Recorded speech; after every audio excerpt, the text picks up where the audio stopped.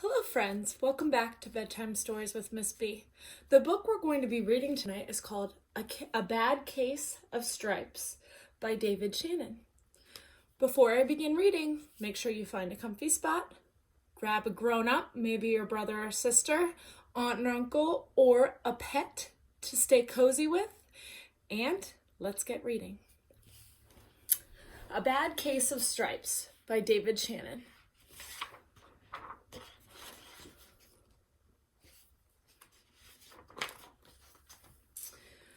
Camilla Cream loved lima beans, but she never ate them. All of her friends hated lima beans, and she wanted to fit in. Camilla was always worried about what other people thought of her. Today, she was fretting even more than usual. It was the first day of school, and she couldn't decide what to wear. There were so many people to impress. She tried on 42 outfits, but none seemed quite right. She put on a pretty red dress and looked in the mirror. Then she screamed, "Ah!" Why do you think Camilla screamed? I think it might have been out of frustration because she couldn't find something to wear. Her mother ran into the room and she screamed too. "Oh my heavens!" she cried. "You're completely covered with stripes!" This was certainly true. Camilla was striped from head to toe. She looked like a rainbow. Mrs. Cream felt Camilla's forehead. "Do you feel all right?" she asked. "I feel fine," Camilla answered. "But just look at me." "You get back in bed this instant," her mother ordered. "You're not going to school today." Camilla was relieved. She didn't want to miss the first day of school, but she was afraid of what the other kids would say, and she had no idea what to wear with those crazy stripes. Poor Camilla.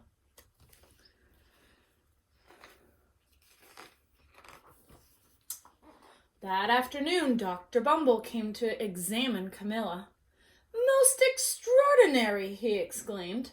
"I've never seen anything like it. Are you having any coughing, sneezing, runny nose, aches, pains, chills, hot flashes, dizziness, drowsiness, shortness of breath, or uncontrollably twitching?" "No," Camilla told him. "I feel fine." "Well then," Dr. Bumble said, turning to Mrs. Cream, "I don't see any reason why she couldn't go to school tomorrow. Here's some ointment that should help clear up those stripes in a few days. If it doesn't, you know where to reach me." And off he went.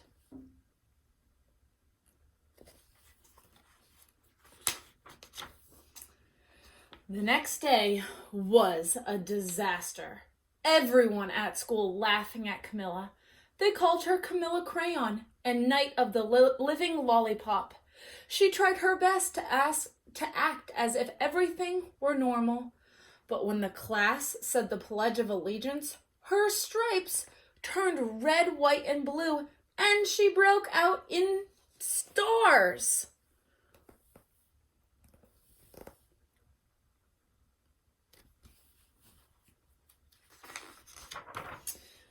The other kids thought that was great. One yelled out, "Let's see some purple polka dots." Sure enough, Camilla turned all purple polka dotty. Someone else shouted, "Checkerboard," and a pattern of squares covered her skin. Soon everyone was calling out different shapes and colors, and poor Camilla was changing faster than you can change channels on a TV. Oh no. Do you think Camilla is enjoying this as much as her classmates are? I don't think so. That night, Mr. Harms, the school principal, called. "I'm sorry, Mrs. Cream," he said. "I'm going to have to ask you to keep Camilla home from school. She's just too much of a distraction, and I've been getting calls from the other parents. They're afraid those stripes may be contagious."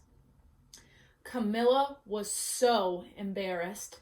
She couldn't believe that 2 days ago everyone liked her. Now, nobody wanted to be in the same room with her. Her father tried to make her feel better. "Is there anything I can get you, sweetheart?" he asked. "No, thank you," sighed Camilla. What she really wanted was a nice plate of lima beans. but she had been laughed at enough for one day. Oh my goodness. That seems exhausting for Camilla. Let's see how Camilla's problem is solved. Well, yes, I see, Dr. Bumble mumbled when Mr. Cream phoned the next day. I think I'd better bring in the specialists. We'll be right over. About an hour later, Dr. Bumble arrived with 4 people in long white coats. He introduced them to the Creams. This is Dr. Grop, Dr. Sponge, Dr. Cricket, and Dr. Young. Then the specialists went to work on Camilla. They squeezed and jabbed, tapped and tested. It was very uncomfortable. Well, it's not the mumps, concluded Dr. Grop, or the measles, said Dr. Sponge. Definitely not chickenpox, put in Dr. Cricket. Or sunburn, said Dr. Young. Try these, said the specialists. They each handed her a bottle filled with different colored pills. Take one of each before bed, said Dr. Grop. Then they filed out the front door, followed by Dr. Bumble.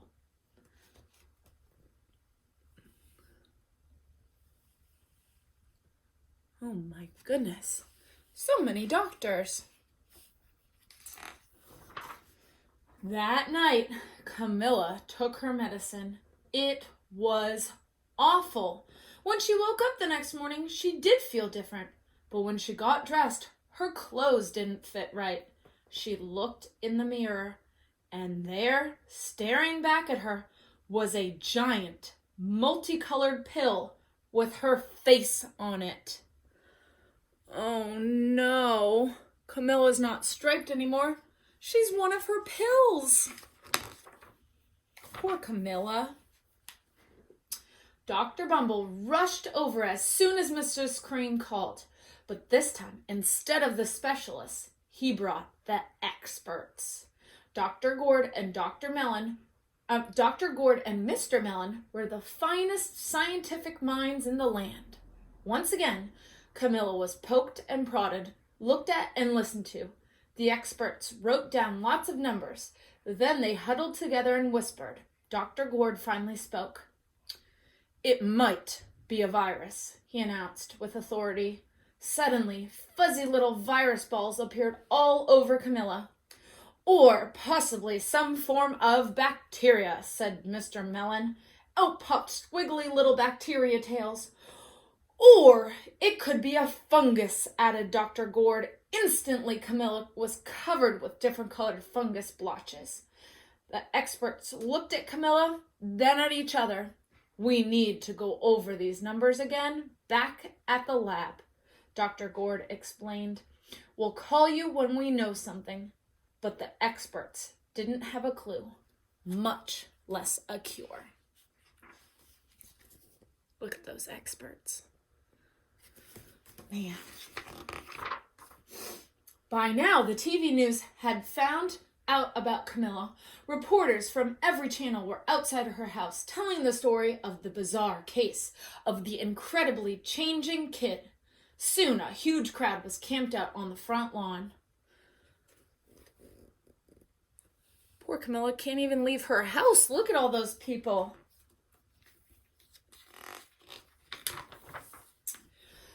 The Creams were swamped with all kinds of remedies, from psychologists, allergists, herbalists, nutritionists, psychics, an old medicine man, a guru, and even a veterinarian. Each so-called cure only added to poor Camilla's strange appearance, until it was hard to even recognize her. She sprouted roots and berries and crystals and feathers and a long furry tail, but nothing worked. Look at all of those things coming out of Camilla. Oh my goodness. One day, a woman called herself an environmental therapist claimed she could cure Camilla. Close your eyes, she said. Breathe deeply and become one with your room. I wish you hadn't said that, Camilla groaned. Slowly, she started to melt into the walls of her room. Her bed became her mouth. Her nose was a dresser, and 2 paintings were her eyes. The therapist screamed and ran from the house. What are we going to do? Cried Mrs. Cream. It just keeps getting worse and worse. She began to sob.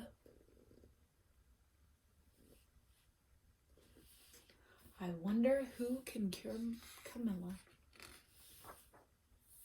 At that moment, Mr. Cream heard a quiet little knock at the front door. He opened it, and there stood an old woman who was just as plump and sweet as a strawberry. "Excuse me," she said brightly, "but I think I can help."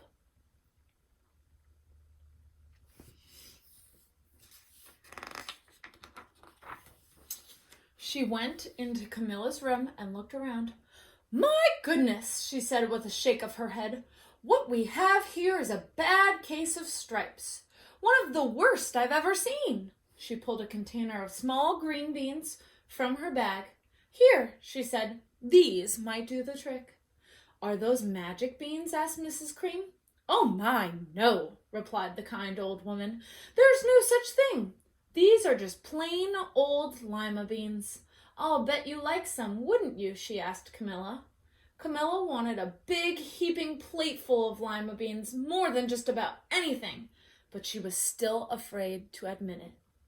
"Yuck," she said. "No one likes lima beans, especially me." "Oh dear," the old woman said sadly. "I guess I was wrong about you." She put the beans back in her bag and started towards the door. Camilla watched the old woman walk away. Those beans would taste so good, and being laughed at for eating them was nothing compared to what she'd been going through. She finally couldn't stand it. "Wait," she cried. "The truth is, I really love lima beans." "I thought so," the old woman said with a smile. She took a handful of beans and popped them into Camilla's mouth. "Mmm," said Camilla.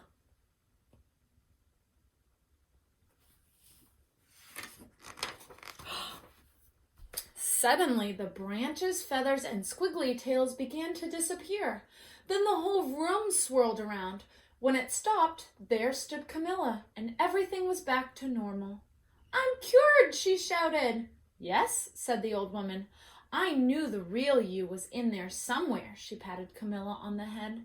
Then she went outside and vanished into the crowd. Look at Camilla is back to her normal self.